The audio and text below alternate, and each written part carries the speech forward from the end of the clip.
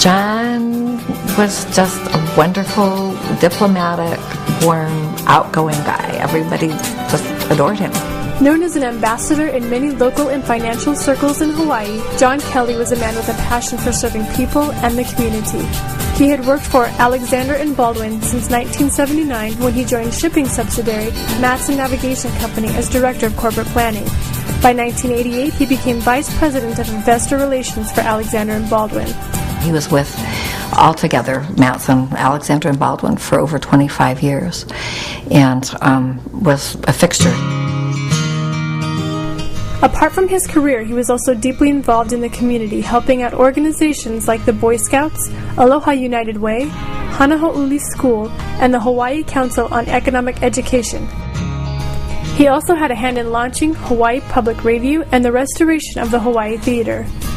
John had a love for sports that led him to be an avid sailor, swimmer, runner, and bicyclist.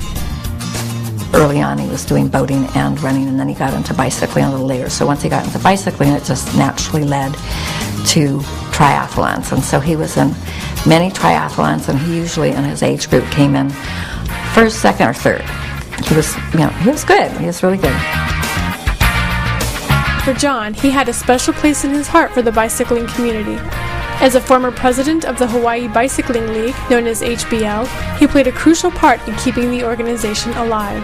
There were many times when that was just a hair's breadth from being gone because there wasn't enough funding and things, and John was really behind that.